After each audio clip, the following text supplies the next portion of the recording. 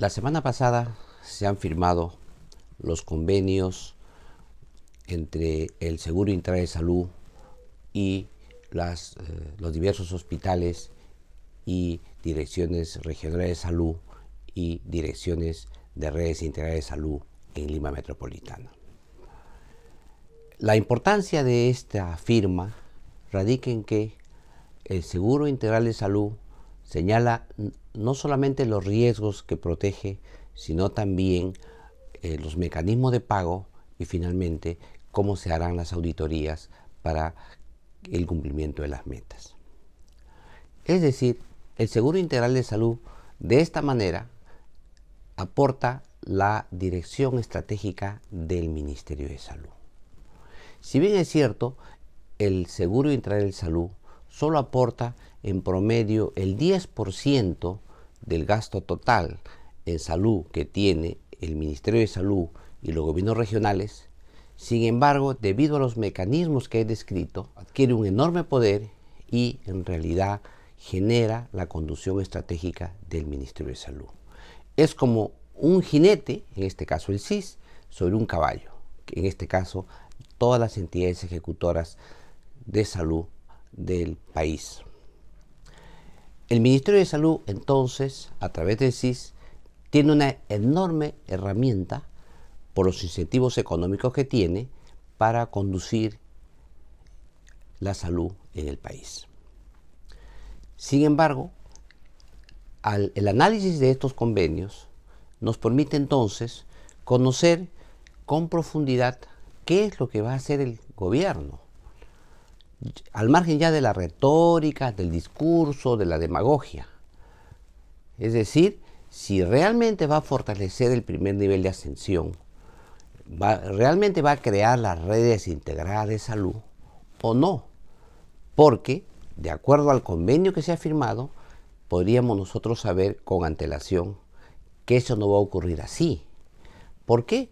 Porque ha generado un mecanismo de pago que es perverso para el primer nivel de atención. Si bien es cierto, el sistema per cápita, o también conocido como capitado, ya se ha usado en el pasado, y es un mecanismo que permite entregar un dinero, un monto fijo por cada uno de los afiliados del SIS, indiferente que usen o no usen el Seguro Integral de Salud. Sirve además para las actividades de salud pública, para las estrategias sanitarias. Sin embargo, cuando el usuario llega a un centro de salud, a un establecimiento del nivel 1-4 o materno-infantil, como era conocido antes, o son los establecimientos de 24 horas que pueden resolver las enfermedades en 24 horas. Son las clínicas llamadas de día o los centros de salud de día que permiten resolver hasta el 80% de las enfermedades que tiene la población peruana. Cuando tú a esos establecimientos les pagas por capitado, lo que ocurre es simplemente que no hay dinero para hacer estos procedimientos, no hay dinero para hacer estas actividades curativas, y lo que ocurre es que serán derivados a los hospitales, que ya de por sí están colapsados. Sin embargo, debido a la presión que pueden tener los pacientes sobre los centros de salud, es probable que los propios profesionales de salud, los médicos, por injerencia de sus propios jefes, tengan que resolver algunos problemas, realizar algunos procedimientos. Sin embargo, estos procedimientos no van a ser reembolsados. Estos procedimientos van a salir de la caja común del pago capitado. Y en consecuencia, quien se va a perjudicar es algo que no se puede perjudicar, que es la salud pública, que es la prevención, que es la promoción de la salud, que es la incidencia en los determinantes económicos, sociales y culturales en la atención primaria de salud.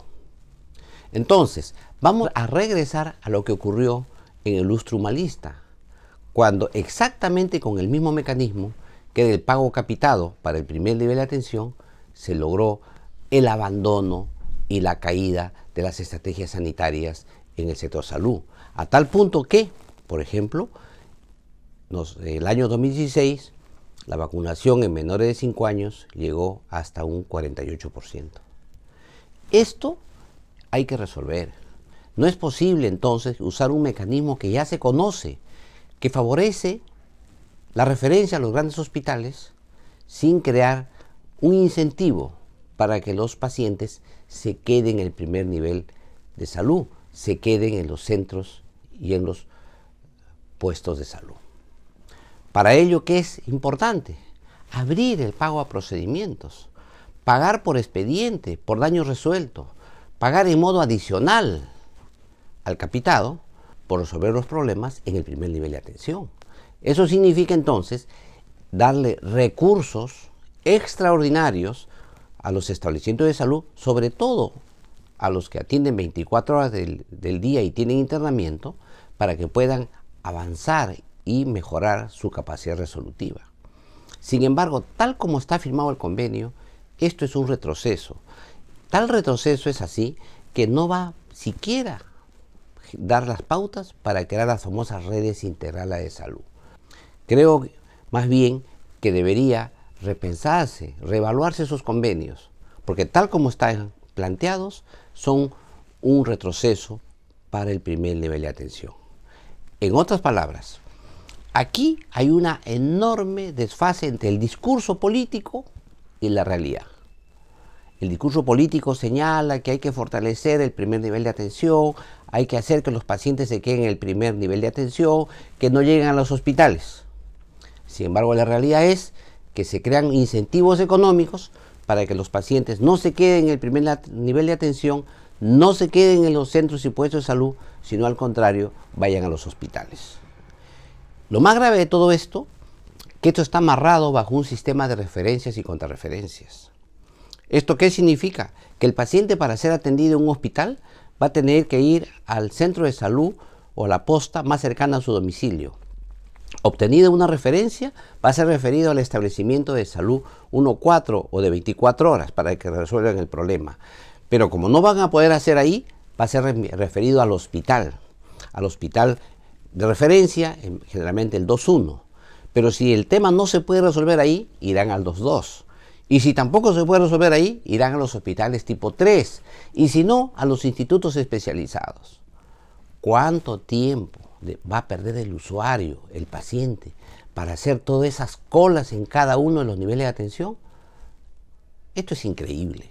Esto es un modelo creado contra los pacientes. Y finalmente, quien paga los platos rotos son los profesionales de la salud, son los médicos. Y los pacientes descargan su ira y empieza el maltrato, la protesta en la cola, entran a las consultas médicas ya cargados en forma negativa y finalmente terminan agrediendo a los médicos y a los profesionales de la salud y a los trabajadores en general. Yo creo que es necesario repensar el tema.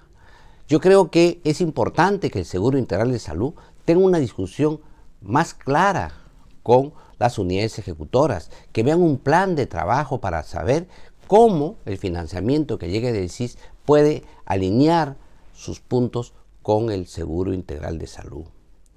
Yo creo que aquí hay un terrible desafío.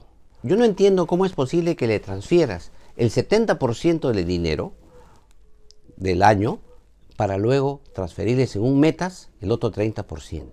Es decir, que si no cumple metas, no le das más dinero. Y finalmente, ¿a quién castigas? ¿A los administrativos o castigas a la población en general? Yo creo que eso es increíble. Lo que debería hacer más bien ahí son controles permanentes de ejecución de gasto, de tal manera que se cumplan las metas y en tal caso tener sanciones drásticas a los funcionarios que no cumplan. Pero no puedes castigar a la población.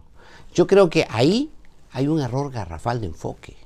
Hay un enfoque mercantilista, hay un enfoque de mercado, que se cree que hay un interés de los funcionarios en tener más dinero, cuando en realidad lo que se necesita es que los funcionarios tengan el interés de dar mayores servicios a la población y a la gente. Creo que eso se tiene que corregir en el más breve plazo. En todo caso, hoy día, tal como están las cosas, lo que el SIS está realizando es el debilitamiento del primer nivel de atención, el debilitamiento de los centros y puestos de salud, el debilitamiento del proceso de conformación de redes integradas de salud.